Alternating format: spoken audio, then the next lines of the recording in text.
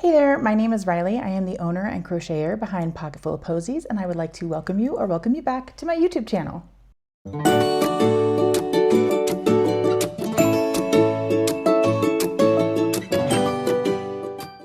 Well, friends, today is Friday, and I will be recording and editing and posting this, hopefully all on the same day. Maybe I'll upload it if it's a Saturday. I don't really know.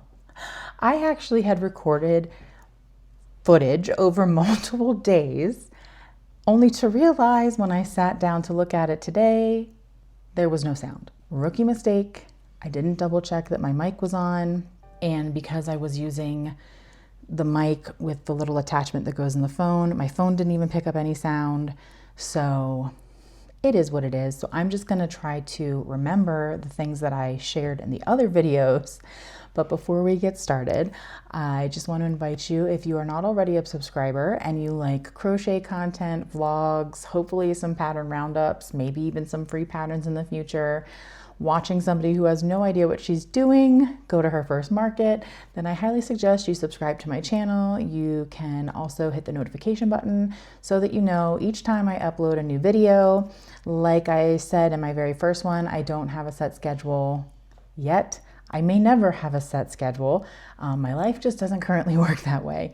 So if you want to know when a new video is posted, make sure you turn on your notifications. With that said, I do want to start with the recording I did on Monday where my mic was on, and just share that one first, and then we'll get into what I've been up to the rest of the week. Today is Monday, and I just released my winged kitten pattern. As you probably have seen in previous videos, I have created a fire version and an earth version, kind of like elementals, and I definitely want to do a water version next. So I was actually out of this Oompa Loods color from Michael's, so I took a little trip, a little side quest if you will, to go grab this color. I think I'm going to use this and some like navy blue as my main colors for this one. So I'm super excited to get that started this week. And then I think I'm going to add some details to my gray one to make it more of like an air one, unless I come up with another color scheme. So that is what is going on today. I think I'm going to try and get some other smaller makes done today. I also need to order some oval shaped eyes because I don't have any of those, and I think they're really good for like anime characters or animated characters like Lumi the Star. Kirby's really good with some oval eyes versus the round eyes. I have made some with the round eyes, but I think I'm going to like the oval eyes better. So that is what is on my plate for today. It's also a work day, so I have to get all the full-time job stuff done first before I can do any of the fun crochet stuff. So as you saw in that last clip, I was getting some blue yarn in order to work on a water version of my Wisteria the Winged Kitten pattern. I have made a fire and earth version so far and thought a water one would make sense to do next. And here is how that one turned out. So this is my water elemental Wisteria. You can see she was done in different shades of blue with some teal. She's got some very pretty blue eyes. These are from AliExpress. And I also used my Pippin the Griffin tail because the end of the tail reminded me of a water droplet. So I thought that that would be a cute little addition to this one. She's got some Elise Softy Baby, which is the super thin Elise Softy, which I actually didn't mean to get. So this was a good use for it. I combined kind of a green and a blue color for that, and of course she's got the adorable little toe beans in teal to match her wings and her nose. I really like how this one came out. I feel like it needs a little bit more pizzazz, so I may do some beading on it and things like that before my market. If I do, I will be sure to show you the final result, but as it is right now, I really do like it. I think it's very pretty. And is definitely giving water vibes. As I mentioned before, I did do a fire elemental version of my winged kitten, but I only really shared a short of that, so I figured it would be fun to show you today and give you a close-up look. So this is my fire version of Wisteria. On this version, I used the larger ear option and also the larger tail with some color changes. Those options are available in the pattern, and I did do some color changing on the wings as well. And you can see she has these beautiful sparkly red eyes. These were made by my friend Britt of Nerdy Girl Crochet. Britt makes incredible safety eyes. Her eyes are so good. You'll notice I use them a lot. Not only do I love to support my friends and purchase, you know, their patterns, their crochet extras, eyes, things of that nature, but I'm also an eye promoter for Britt. So whenever she is doing a new eye drop, she is very generous and sends us some samples of those eyes so that we can make things and help her promote her next drop. She does have another drop coming soon. So if you are not already following her here on YouTube or over on Instagram, make sure that you do so you don't miss it. One more thing about this adorable little kitty, you can see the way I did the color changes on the toe beans. I just wanted to incorporate as many of the orange and yellow and red as I could, but also I couldn't decide what color fluff to use. So I went ahead and triple stranded some red, orange, and yellow, and I really, really love how that turned out. I think it looks so fiery, and I really love this one as well.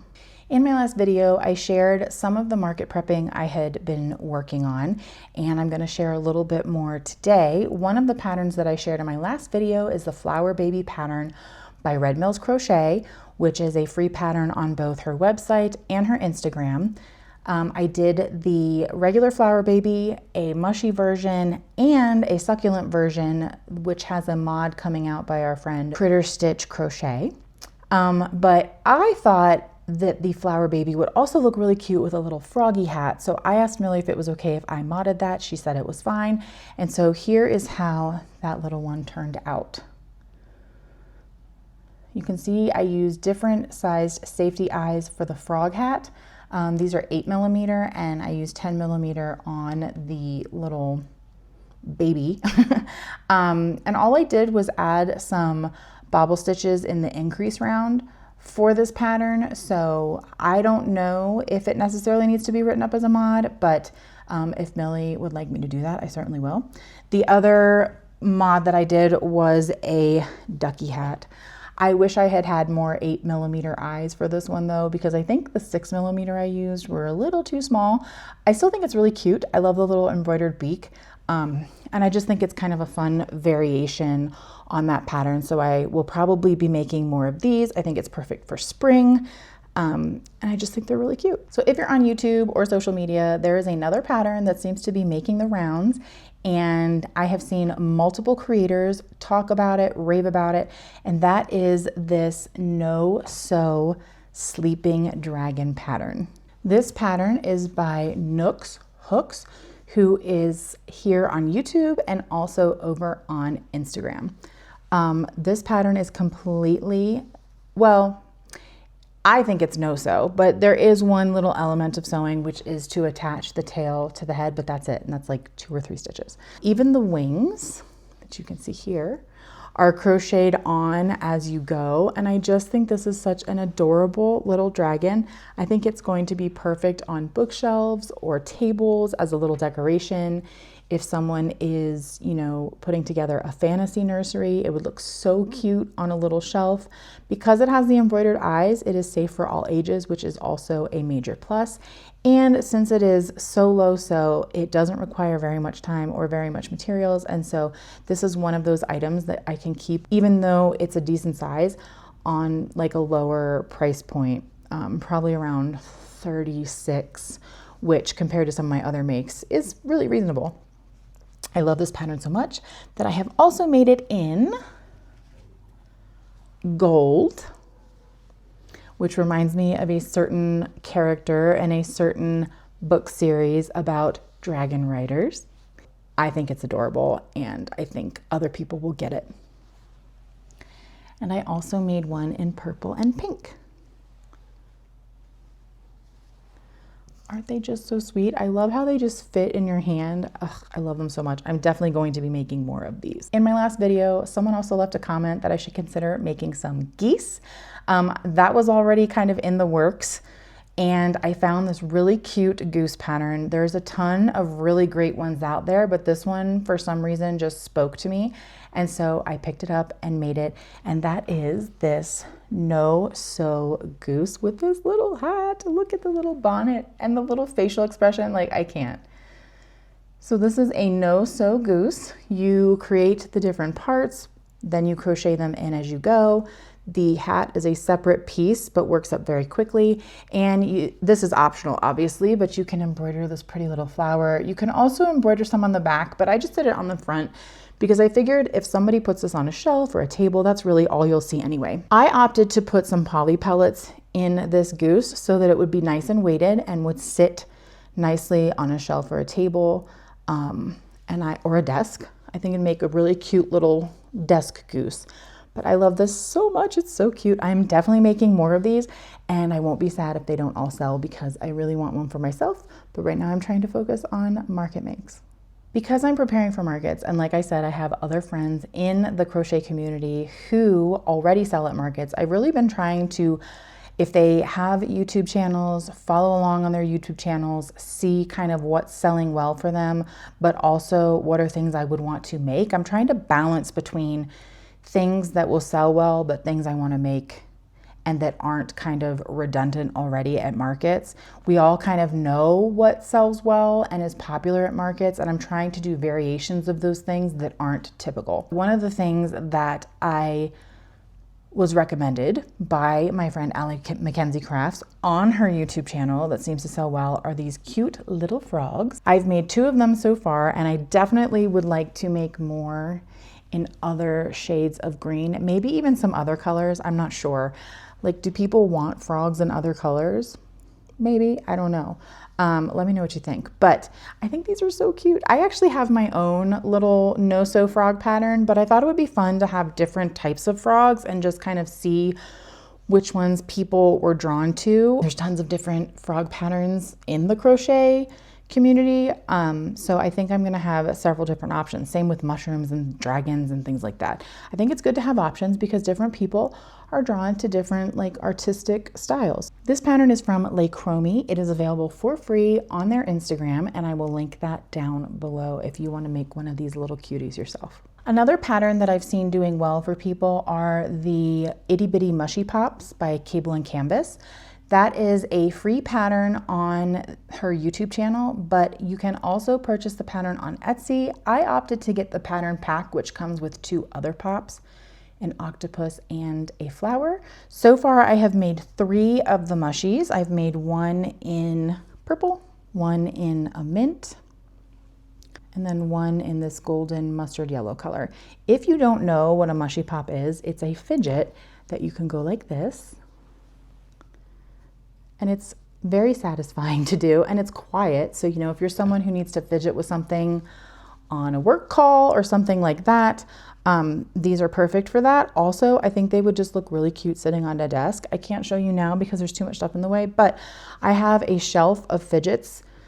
I did an art trade with another creator and got a bunch of little plant fidgets, but this is definitely something I would add to my little shelf of fidgets because sometimes it's just nice to have something in your hands to fiddle with. I've also made 1 octopus from that pattern pack in blue. And it's constructed similarly to the mushy pop, but of course it has tentacles and this little brim on the cap. Because this takes a little bit more yarn and a little bit more time, I would probably price this just $1 or $2 more than the mushy pops. I was considering adding keychains to these. I'm just not sure if they're too large for keychains. I haven't decided. I may give people the option at the market, depending how busy it is, to have a keychain added on, you know, while they wait, and then they can come back to my table and pick it up. I'm just not sure what it's gonna look like. So we'll see if I have the time to do it and if I feel like that's something I wanna do. So those are the things I have been prepping so far this week. Another thing I wanted to share with you in a previous video that didn't have any sound was some of the items that I've gotten for my setup so far. So I purchased these acrylic shelves on Amazon. I decided to go with clear just because I wanted something that wouldn't distract from the plushies, I'm thinking I'm going to put the flower babies and the mushy babies and all of those Red Mills crochet pattern items on here, just because I think they will sit really nicely on these. I got 2 of these. I may also put some other smaller makes on these shelves just to help them stand without having to use the actual plushie stands that I already have. If you're curious about the plushie stands, they are also acrylic. They look like this. I have stickers on them that say display only, not for sale. I used these on my shelf at the shop. I have a bunch of them. So I'm going to use these for my larger items that either need to sit or stand, but might be a little top heavy and kind of need some extra support. And you can adjust the width of this. It might be a little hard to do. So that, you know, if you have something that's not, you know, super big, you can set it like this or push it back to change the width. So I'll be using these as well, but I already had these. And because these are acrylic, I figured the acrylic shelf would go well with these as well.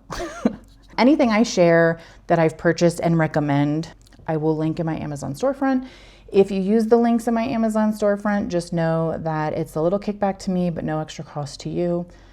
Do with that information what you will. For this market, I plan on using a 4-foot folding table that we already have. So I went ahead and purchased this pink stretchy tablecloth for that table. I didn't want to buy a new table just yet.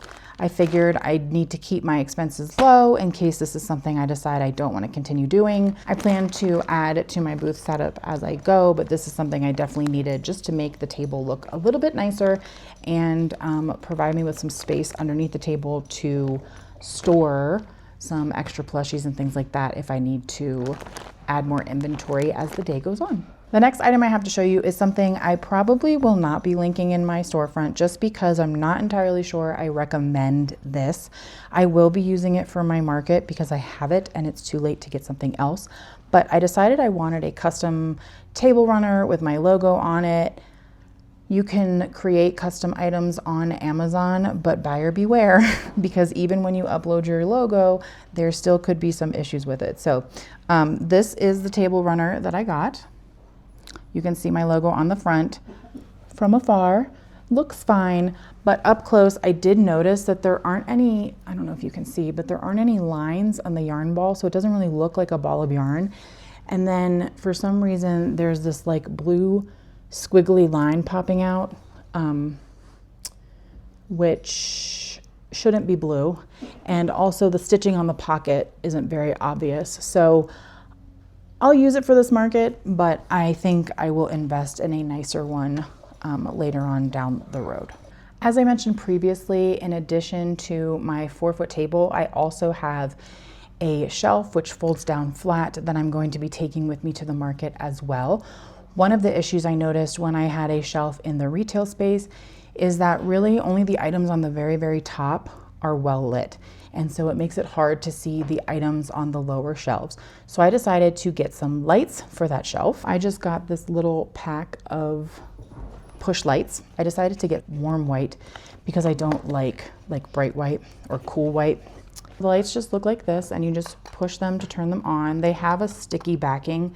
I think I may do Velcro for this so that I don't have to leave them on all the time.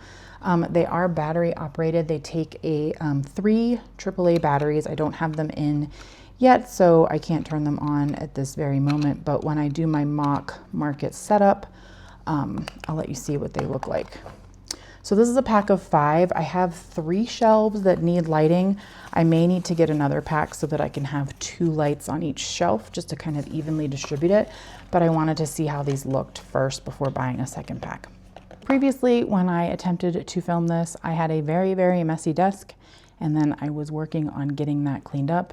Now it's already clean, but here's some footage of me cleaning it up.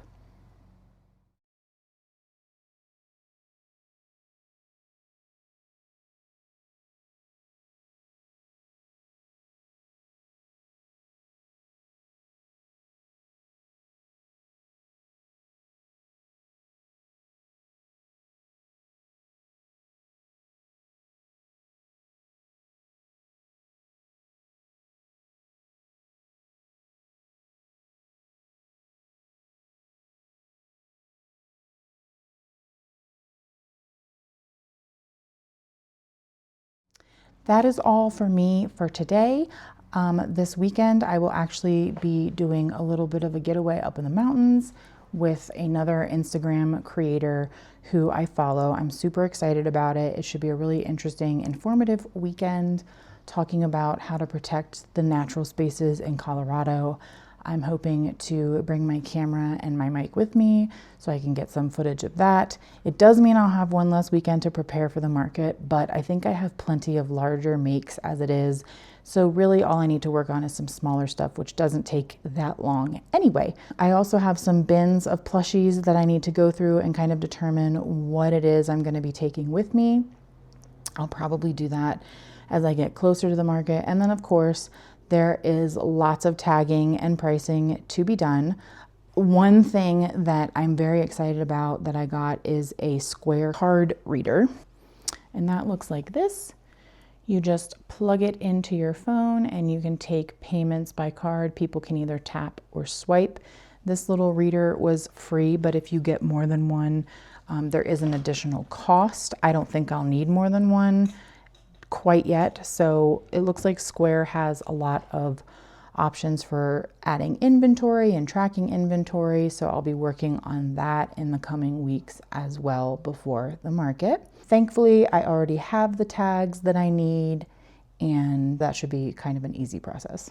Anyway, thank you for watching, and I'll see you next time. Bye.